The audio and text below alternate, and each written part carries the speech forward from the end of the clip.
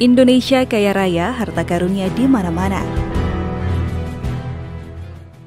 Logam tanah jarang atau LTJ atau Rare Earth Element tersebar di wilayah Indonesia, tidak hanya di lumpur lapindo. Logam tanah jarang ini disebut harta karun super langka di dunia.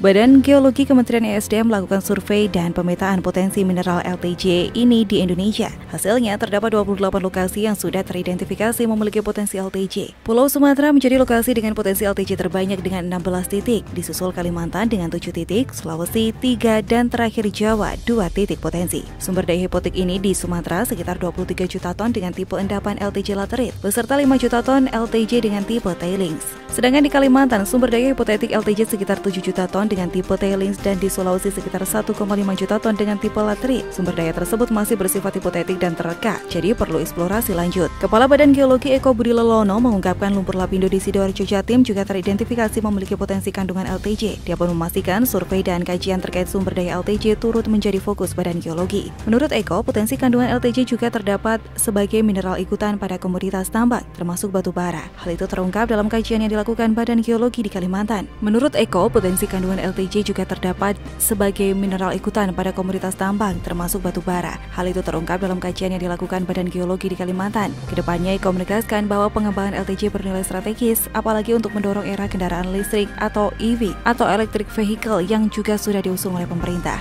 Merujuk pada pemberitaan kontan.co.id sebelumnya, berdasarkan data yang terhimpun hingga tahun 2019, tergambar sumber daya hipotetik LTJ di sejumlah wilayah. Di Sumatera, sumber daya hipotetik tercatat sekitar 23 juta ton dengan tipe endapan LTJ laterit serta 5 juta ton LTJ dengan tipe tailings. Potensi kandungan LTJ juga terdapat sebagai mineral ikutan pada komoditas tambang, termasuk batu bara di Kalimantan.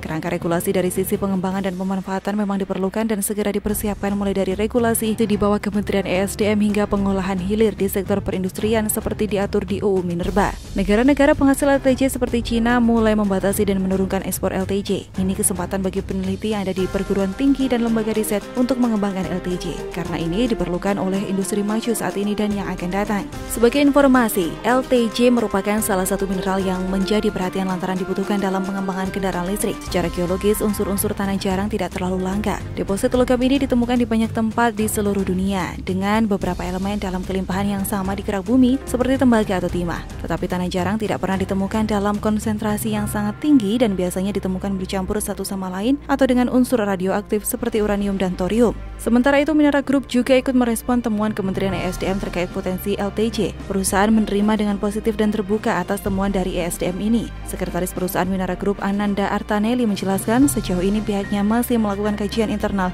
berkaitan pelibatan beberapa ahli.